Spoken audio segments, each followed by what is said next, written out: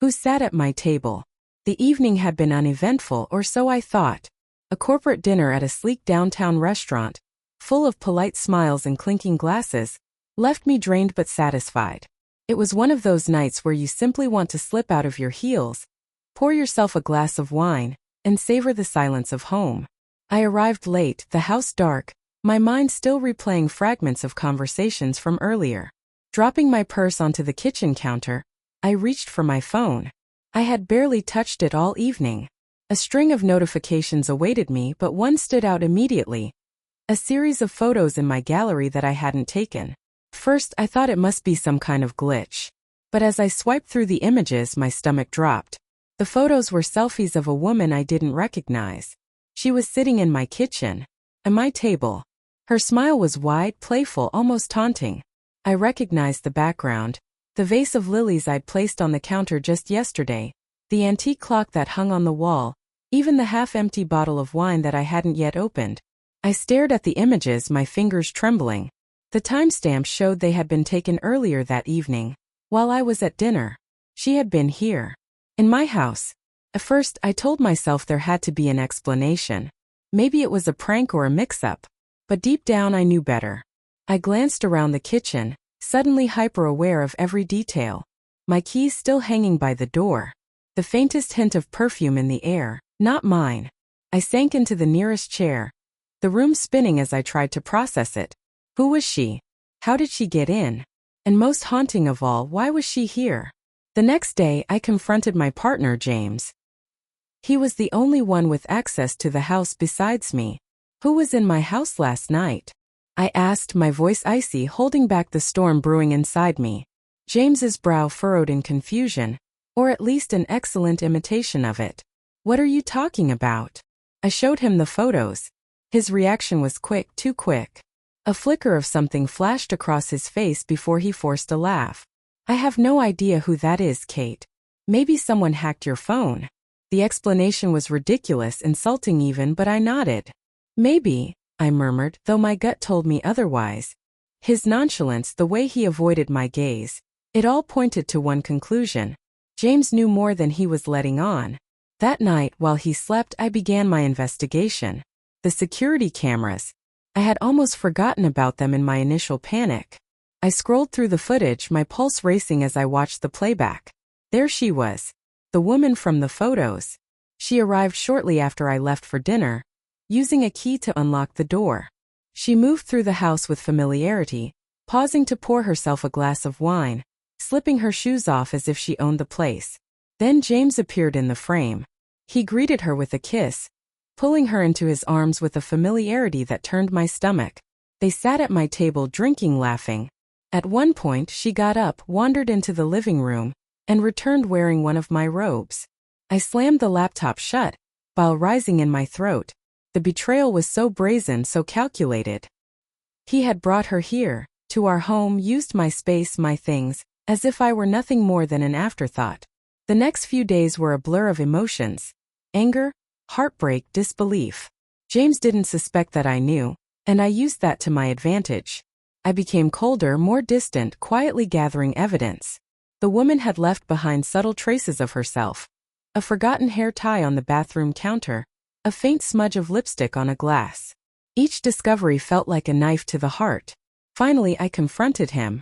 There was no need for theatrics. The truth was damning enough. I laid out the photos, the footage, and the items she had left behind. How long has this been going on? I asked, my voice trembling. James didn't deny it. He didn't even try. Instead, he sighed, as if he were the one burdened by my discovery. It's not what you think, Kate, he began, but I cut him off. It's exactly what I think, I snapped. You brought her here. To our house. To my table. His excuses, his attempts to justify the unjustifiable, blurred together in a cacophony of betrayal. I stopped listening.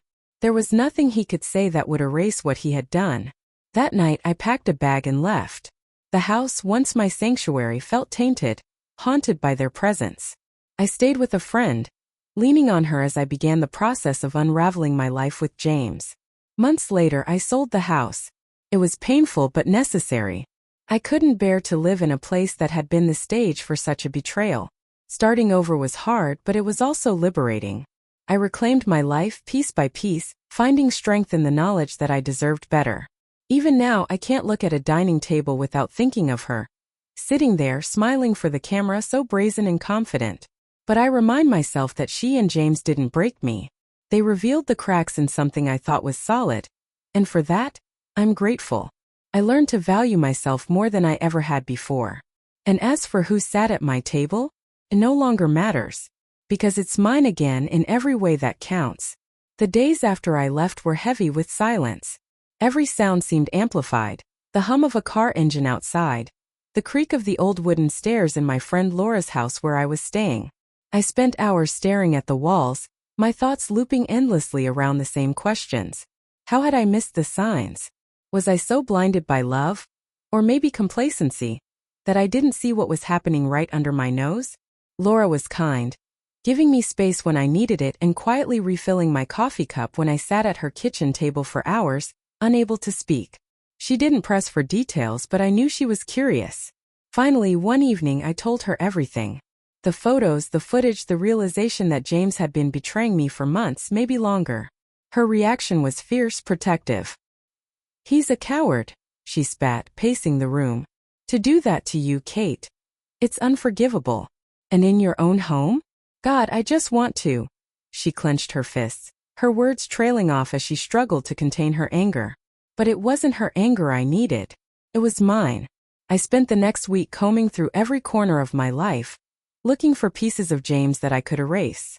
His texts were still on my phone. His name still lingered on the leases, the bank accounts, the subscriptions we'd signed up for together. It was exhausting work. Unraveling a shared life takes more effort than I ever imagined. But each step felt like reclaiming a small piece of myself. The hardest part was the house. I couldn't bring myself to go back there, not even to gather my things.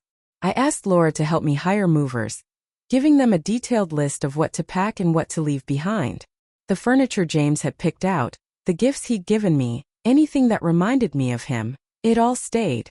One day, while sorting through my emails, I found an unopened message from our security systems app. It had been sent weeks ago, a routine notification about the cameras.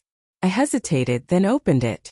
The email included a short clip of motion detected near the front door. I clicked the link, my heart pounding as the video loaded. The footage was grainy, shot in low light, but I recognized the scene immediately. James was standing at the threshold, his arms wrapped around the woman from the photos. They lingered there, laughing softly before she slipped inside. It wasn't the first time she'd been to my home. I watched the clip again, this time noting the date. It was from a month before I discovered the photos. A sick realization settled over me. James hadn't just been unfaithful. He'd been building an entire secret life in the very place I called my sanctuary. I forwarded the email to my lawyer. By now the divorce was well underway. James had fought to keep the house, claiming he'd invested more money into it than I had, but my lawyer was relentless. The footage was just another piece of evidence, a nail in the coffin of his weak arguments. In the weeks that followed, I threw myself into work, using the busyness as a shield against the pain. Laura encouraged me to see a therapist, and I reluctantly agreed. Dr. Allen was calm, patient, and insightful in ways I hadn't expected. She helped me unpack not just the betrayal, but the years of subtle neglect and manipulation that I had overlooked. "Why did you stay with him?" she asked one session, her tone gentle. I hesitated. "Because I thought we were happy. I thought love was enough." She nodded, letting the words hang in the air before responding. "Love is important, Kate. But it's not enough on its own. Trust, respect, communication. Those are the foundations of a healthy relationship. Without them, love can't survive." Her words stayed with me long after our session ended. One evening I found myself scrolling through old photos on my laptop, looking for a distraction. Most were of happier times. Vacations, holidays, simple moments at home. But as I stared at James's face, smiling back at me in image after image, I felt something unexpected. Not anger, not sadness, but a sense of detachment, as if the man in those photos was a stranger. I closed the laptop and made a decision. The next day I contacted a realtor. Selling the house had been an inevitability, But now it felt like a necessity. It was no longer just about moving on, it was about reclaiming my identity, my freedom. The house sold quickly. On my last day there, I walked through the empty rooms, letting the memories wash over me one final time. The laughter, the arguments, the quiet mornings with coffee. All of it felt distant, like a story I had read rather than lived. When I reached the dining room, I stopped. The table was gone, but I could still picture it. The scene of their betrayal, the place where everything unraveled. I stood there for a long moment, letting the pain surface and then fade. And then I left. Starting over wasn't easy, but it was worth it. I found a small apartment on the other side of town, filled it with things that felt like me, and slowly began to rebuild. I took up painting, something I hadn't done since college, and discovered a talent I'd almost forgotten I had. I reconnected with old friends, traveled to places I'd always dreamed of visiting, and even started dating again. Tentatively, cautiously, but with a newfound clarity about what I wanted and deserved. James reached out once, months after the divorce was finalized. His message was short, apologetic, full of empty promises about how he had changed. I deleted it without replying. Today, I'm stronger than I ever thought I could be. The betrayal that once consumed me is now just a chapter in my story, a reminder of how far I've come. And every time I sit at my new dining table, surrounded by the life I've built for myself, I'm reminded of one simple truth. I may have lost a home, a marriage, and the man I thought I loved, but I found something far more valuable, myself. Life after James settled into something resembling normal, though normal felt different now, lighter, freer. The scars of betrayal didn't vanish overnight, but they began to fade, replaced by small victories.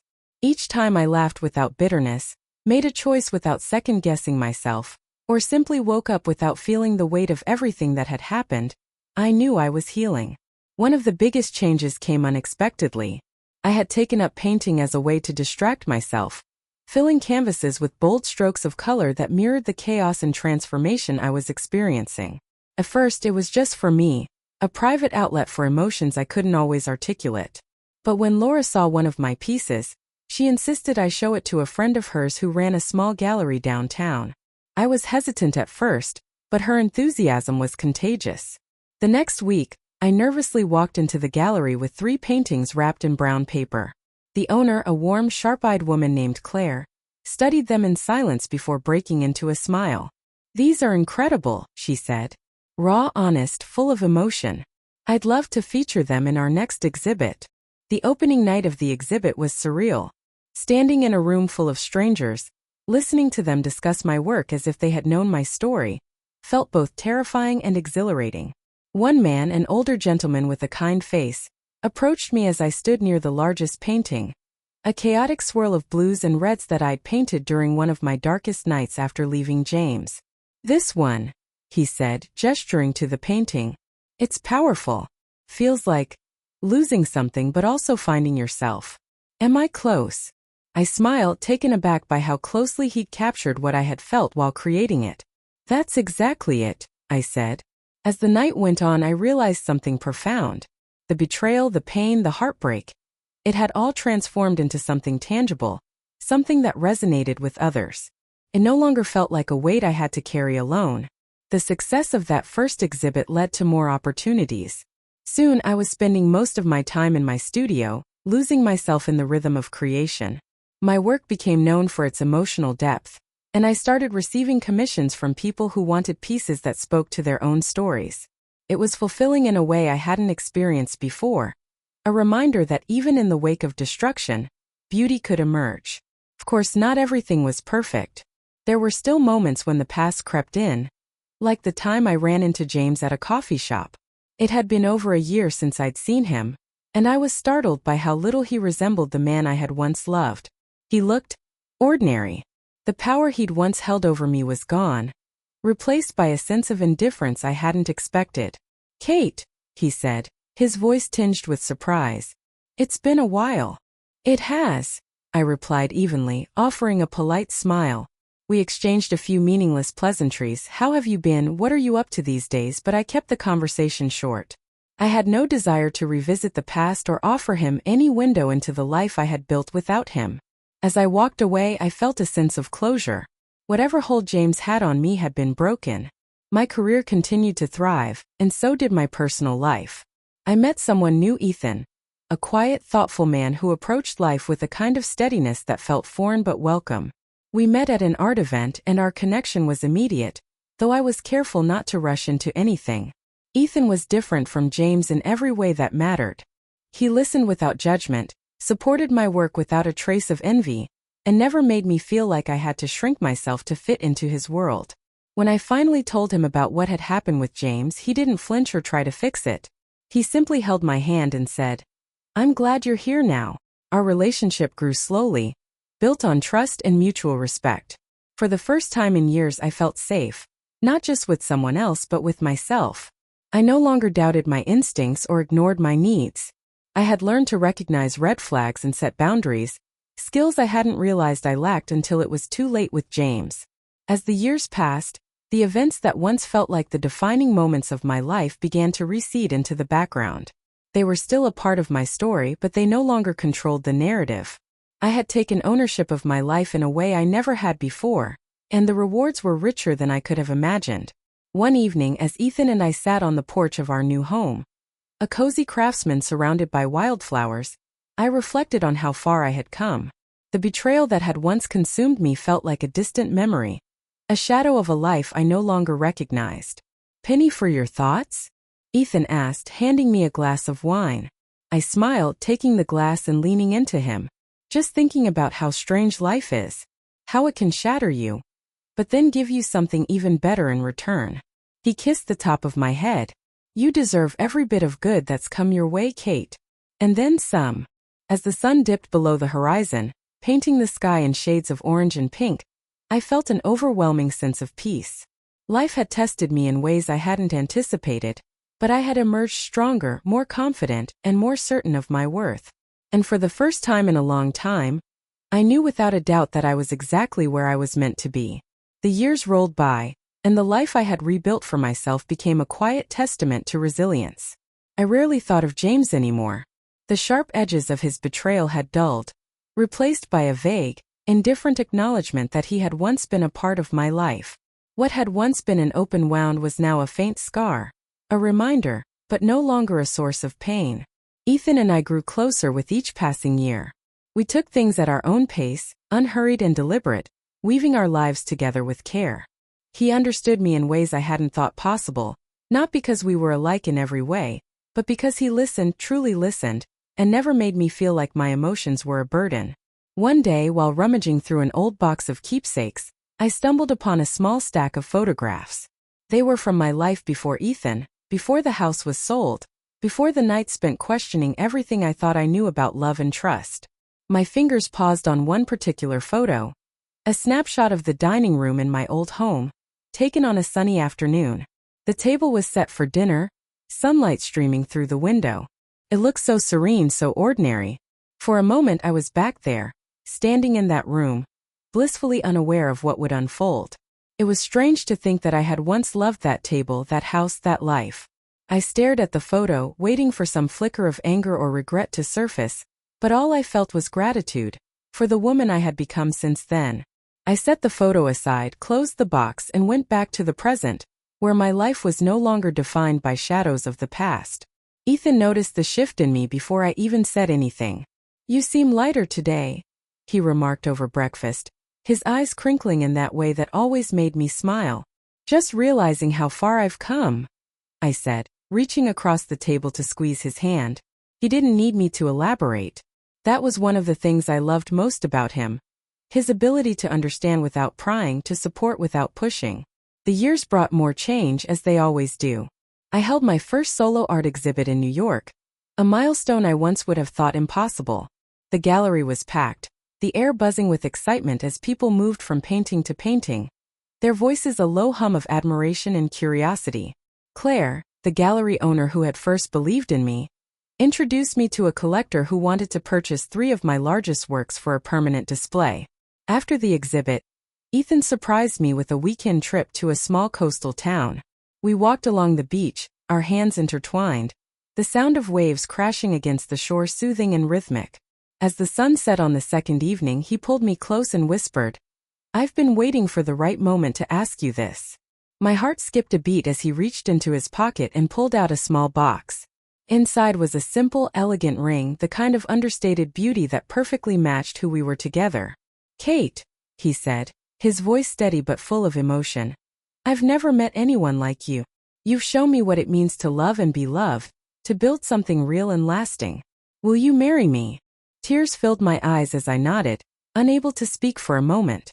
When I finally found my voice, I said the only word that mattered. Yes.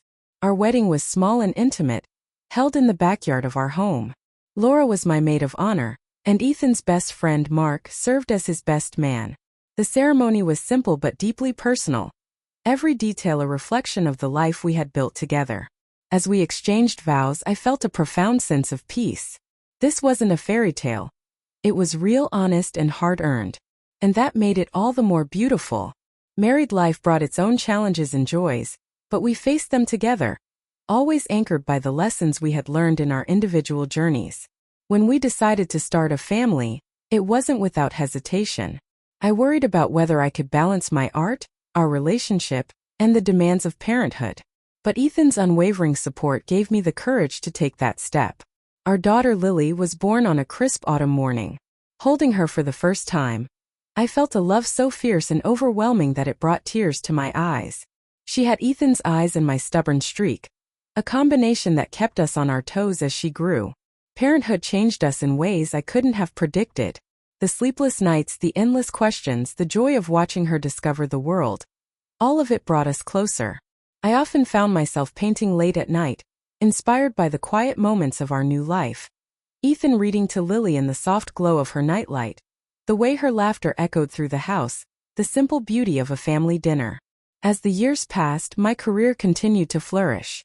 My work was featured in galleries across the country, and I began mentoring young artists, helping them find their own voices. It was fulfilling in a way that went beyond personal success. A chance to give back, to share the lessons I had learned through trial and error.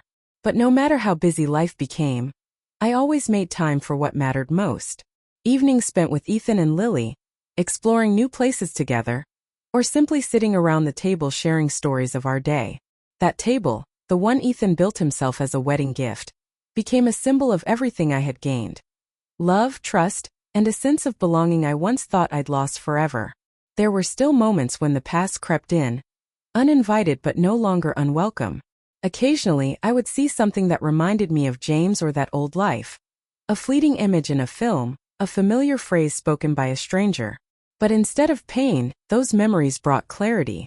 They were part of my story, yes, but not the defining chapter. The defining chapter was this: a life built on love, resilience, and the quiet, enduring strength that comes from choosing yourself every day. And as I sat at our table watching Lily draw with crayons while Ethan prepared dinner, I felt something I hadn't dared to hope for all those years ago. An unshakable, boundless joy. As Lily grew, so did the tapestry of our lives. Her laughter became the soundtrack to our mornings, her endless curiosity the spark that kept us moving forward. She asked questions about everything: the stars, the oceans, why people sometimes hurt one another. Her innocent questions often led me to reflect on my own journey, the choices I had made, the roads I had taken to reach this life. One evening when she was around 8, Lily found me in my studio. I was working on a new piece, a swirl of greens and yellows that reminded me of the woods behind our house where she loved to play. She climbed onto the stool beside me and watched quietly for a while before asking, "Mom, why do you always paint feelings?" I paused, the brush hovering above the canvas.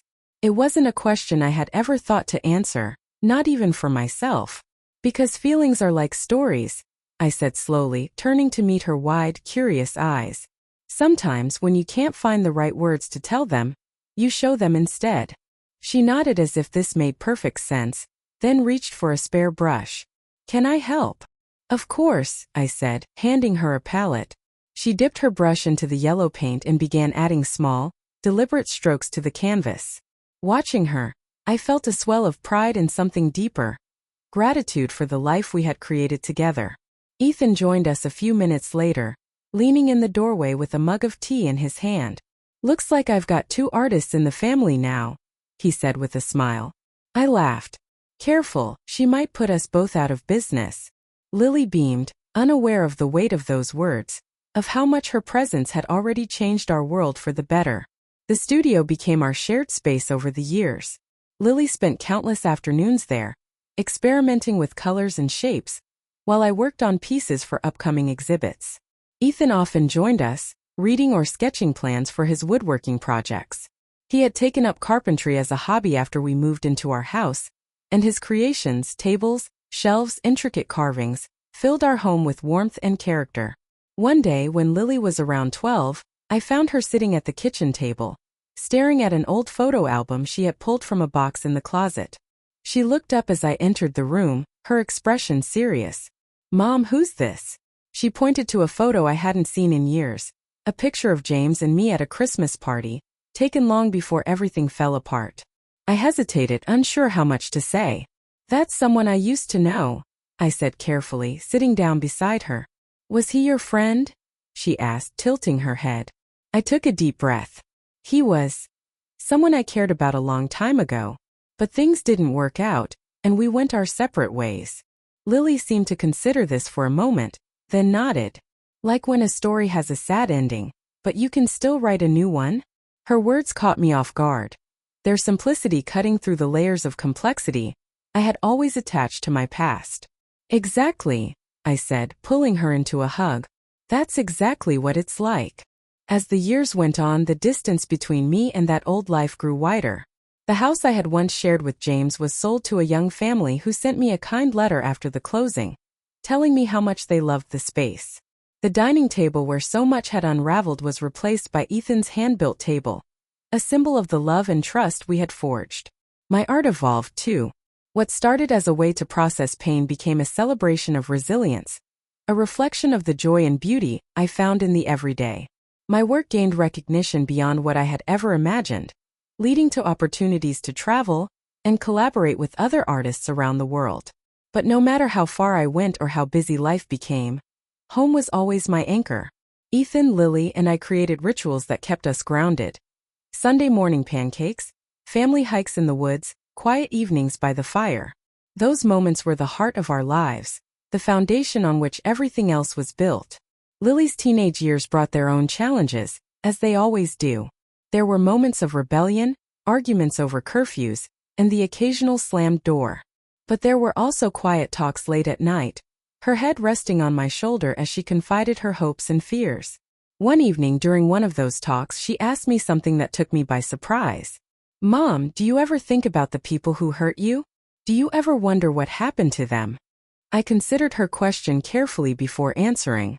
"I used to," I admitted. "When the hurt was fresh, I thought about them a lot. What they did, why they did it, whether they ever felt sorry. But over time, I realized that holding on to those thoughts only gave them power over me. Letting go wasn't easy, but it was the best thing I ever did for myself." Lily nodded, her eyes thoughtful. "I hope I can be like that someday." "You already are," I said, brushing a strand of hair from her face. Watching her grow into a strong, compassionate young woman was one of the greatest joys of my life. She carried herself with a quiet confidence that reminded me of how far we had both come, how much we had both learned about strength and forgiveness. The years passed, and life continued to unfold in ways both expected and surprising. Ethan and I celebrated milestones together. Anniversaries, Lily's graduation, the opening of a community art center we helped fund. The center became a place where people of all ages could explore their creativity, and it quickly became one of my proudest accomplishments. By the time Lily left for college, our house felt quieter but not emptier. Ethan and I found new ways to fill the space, rediscovering the simple joy of being together. We traveled, explored new hobbies, and spent countless evenings talking late into the night. And through it all, the lessons of the past remained with me. Not as a weight, but as a reminder of what it meant to grow, to heal, and to create a life that was truly my own. The house seemed to exhale in the stillness after Lily left for college. It was a bittersweet quiet, the kind that comes from knowing you've done your job as a parent but feeling the ache of her absence nonetheless. Ethan and I stood in the driveway that day, waving as her car disappeared down the road. I reached for his hand and he squeezed it gently as if to say, "We're still here. We're still us." The days stretched long at first, the rhythm of our lives subtly altered. No more footsteps rushing down the stairs in the morning. No half-finished cups of tea left on the counter. No late-night talks about her plans and dreams. I missed her fiercely, but I also knew this was her time to grow, to explore the world beyond the safety of our home. Ethan and I adjusted in our own way. We found new rituals to fill the space. Weekend road trips became a regular occurrence, sometimes to nearby towns, where we explored quaint shops and quiet cafes, and sometimes farther to the coast or the mountains. We spent hours hiking, talking about everything and nothing, marveling at how the years had shaped us. One evening, after a long day spent working in his woodworking shop, Ethan joined me in the studio. I was lost in the flow of a new painting, the canvas alive with deep blues and golden hues. He leaned against the doorway, watching for a moment before stepping inside. "What's this one about?" he asked, his voice soft. "It's about transitions," I said, stepping back to examine the piece. "The spaces between what was and what's coming next." He nodded, studying the painting. "It feels hopeful, like standing on the edge of something beautiful." I smiled, moved by his insight. "That's exactly what it feels like." As the months passed, Lily called often, her excitement about college life contagious. She shared stories about her classes, her new friends, the clubs she had joined. Every phone call reminded me of her strength and curiosity, the way she embraced the world with open arms. When she came home for her first holiday break, it was as if no time had passed. She swept into the house with her usual energy, filling it with laughter and stories. That first evening, we all sat around the table. Ethan, Lily, and I, sharing a meal and catching up on everything we had missed. "This table is still my favorite spot in the world," Lily said, running her hand along the smooth wood. "Dad, you really outdid yourself with this one." Ethan grinned. "Well, I had good inspiration." Her words stayed with me long after she returned to school. That table, crafted with love and care, had become a symbol of our family. A place where memories were made, where laughter and tears were shared, where life unfolded in all its messy, beautiful complexity. Time moved forward as it always does. Ethan's carpentry turned from a hobby into a small business, his pieces gaining a reputation for their craftsmanship and heart. My art continued to evolve, and I began experimenting with new mediums, sculpture, mixed media, even photography. Each new project felt like an exploration, a reminder that growth never truly ends. Lily graduated with honors, her passion for environmental science clear in every word she spoke. Watching her accept her diploma was a moment of profound pride, a culmination of years of love and effort. Ethan and I held hands in the audience, our eyes shining with tears. "Look at her," he whispered. "She's unstoppable." "She always has been," I replied, my heart full. After graduation, Lily accepted a position with an environmental nonprofit, her work taking her to places I had only dreamed of visiting. She sent postcards from rainforests and mountains, her letters filled with wonder and determination. Though I missed her presence, I felt nothing but joy for the life she was building. Ethan and I, now empty nesters in the fullest sense, leaned into this next chapter with open hearts. We traveled more frequently, visiting places that had long been on our list: Paris, Kyoto, the Amalfi Coast. Each destination brought new inspiration for my art and new stories to share around our table when we returned home. One summer, we decided to host a gathering for friends and family, a celebration of everything life had given us. The backyard was filled with laughter and the scent of grilled food, the hum of conversations blending with the chirping of crickets as the sun set. At one point, I found myself standing at the edge of the yard, watching the scene unfold. Ethan was deep in conversation with Mark, his oldest friend, while Lily laughed with Laura near the fire pit. The glow of the flames illuminated their faces, and for a moment, I was struck by the sheer beauty of it all. This was my life. Imperfect, unpredictable, but deeply, undeniably mine. That night, as Ethan and I cleaned up together, I paused to wrap my arms around him, resting my head against his chest. "Thank you," I murmured. "For what?" he asked, his voice soft. "For this. For everything." He kissed the top of my head, his embrace steady and sure. "We did this together, Kate. Always together." The years continued to unfold, each one adding new layers to the story we had built. There were challenges, of course, illnesses, losses, moments of doubt, but they only deepened our bond, reminding us of the strength we found in one another. Lily eventually settled down, marrying a kind, adventurous man who shared her passion for the environment. Watching her walk down the aisle, radiant and full of joy, was a moment I would carry with me forever. As Ethan and I grew older, we found ourselves reflecting more often on the journey that had brought us here. The pain, the heartbreak, the lessons learned. They all felt like stepping stones, necessary pieces of the path that had led us to this life. One evening, as we sat on the porch, watching the sun dip below the horizon, Ethan reached for my hand. "Do you ever think about what might have been?" he asked, his voice thoughtful. "Sometimes," I admitted, "but only to remind myself how grateful I am for what is." He smiled, his eyes warm and full of love. "Me too." And in that moment, with the world quiet around us and the weight of time resting lightly on our shoulders, I knew that this love, this life, was the truest art I had ever created. As the seasons changed, so did the rhythm of our lives. Ethan and I settled into a pace that was unhurried and intentional, savoring the quiet moments that filled our days.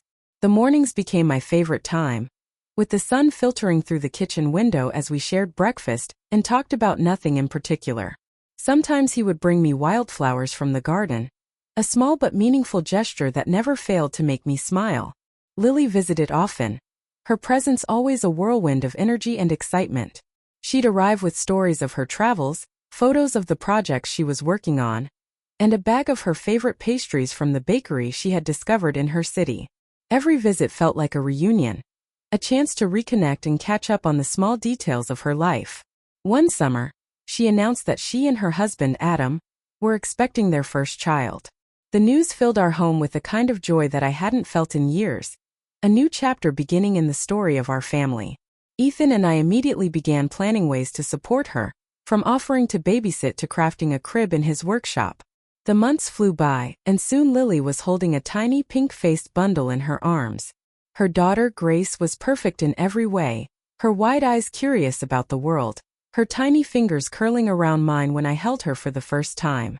It was a moment of pure, unfiltered love, one that brought tears to my eyes. Being a grandmother was a role I hadn't anticipated, but it came as naturally as breathing. Ethan and I reveled in every milestone, from Grace's first laugh to her first wobbly steps across our living room. She brought a lightness to our days, a reminder of the beauty in life's simplest moments. As Grace grew, she developed a love for art, much like Lily had as a child.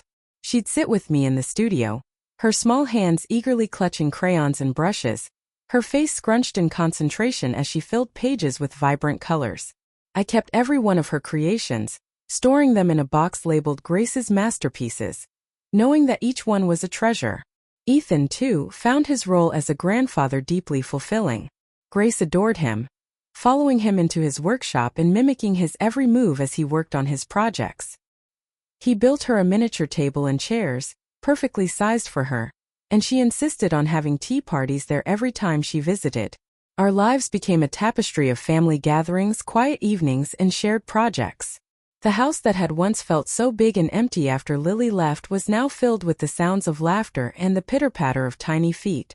It was a different kind of fullness, one that reminded us daily of how much we had to be grateful for. One afternoon, while Grace napped on the couch, I found myself flipping through an old journal.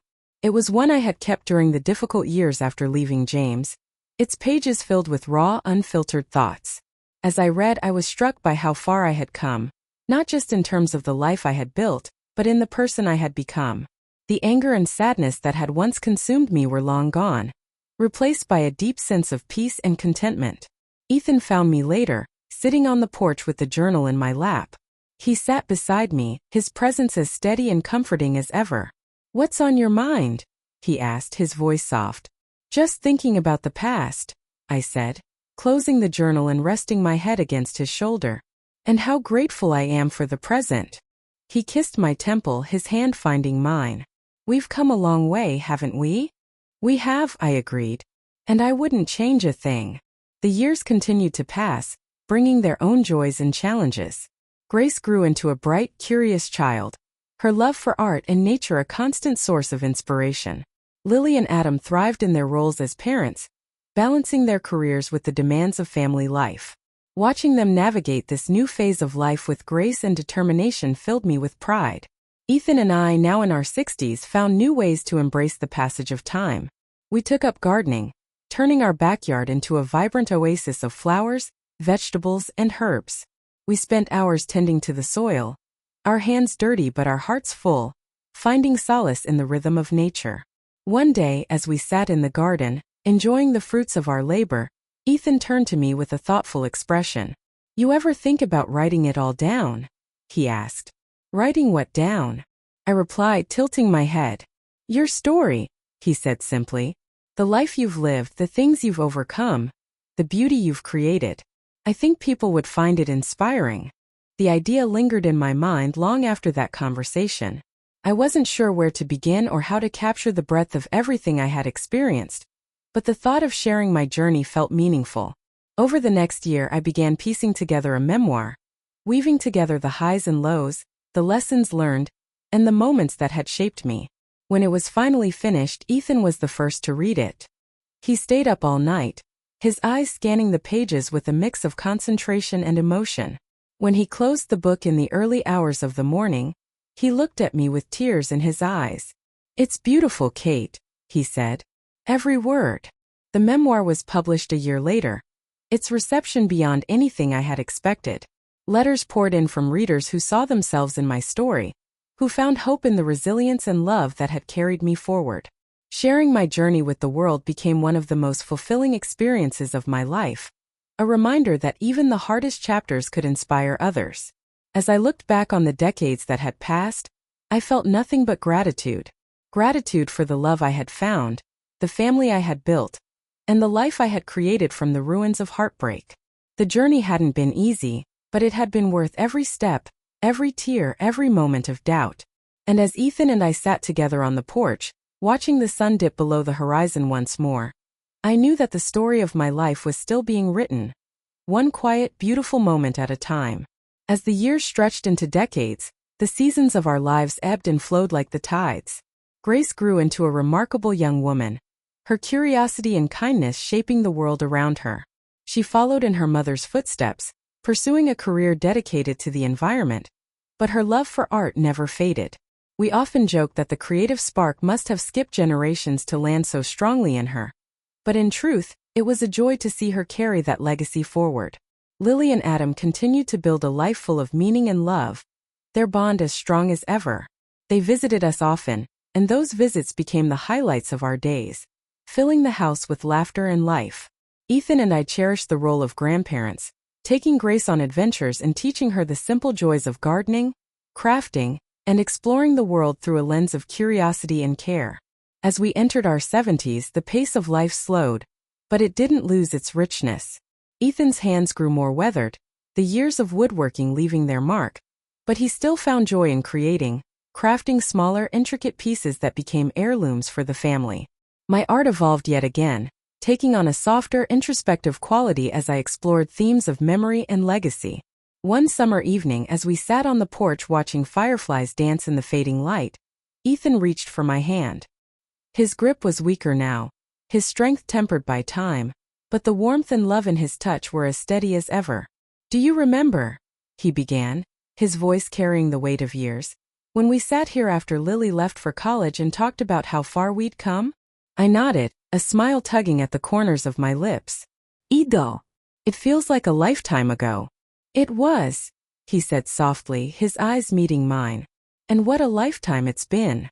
In that moment, with the world quiet and the sky painted in hues of gold and violet, I felt the fullness of everything we had created together. The struggles and triumphs, the love and loss. They had all woven together to form a life I wouldn't trade for anything. Not long after, Ethan passed peacefully in his sleep, his hand in mine as he slipped away.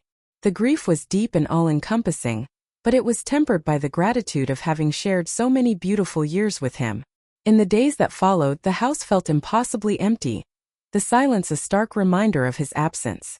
But as time moved forward, I found solace in the legacy he had left behind. His carvings, the table where our family had gathered, the memories of his laughter and kindness, they were all still here, woven into the fabric of my days. Lily and Grace became my anchors, their love and presence a constant source of strength. They helped me navigate the quiet moments, filling the house with their voices and the warmth of family. Grace, now an artist in her own right, often joined me in the studio, her talent and passion a reminder of the beauty that endures even in the face of loss. As I entered my 80s, the world around me began to slow, but my heart remained full. The life Ethan and I had built, the family we had nurtured, and the art I had created all stood as testaments to the resilience and love that had carried me through every chapter. One morning, as I sat by the window overlooking the garden, the sunlight warming my face, I felt an overwhelming sense of peace. The flowers swayed gently in the breeze, their colors vibrant and alive, and I thought of Ethan, of the way he had always seen the beauty in the simplest things. Closing my eyes, I whispered a silent thank you to him, to the life we had shared, and to the journey that had brought me here. My story was nearing its end, but it was a story well lived, full of love, growth, and the quiet, enduring strength that comes from choosing to move forward, no matter what. And as the breeze carried the scent of wildflowers through the open window, I knew that I had done more than survive. I had truly lived.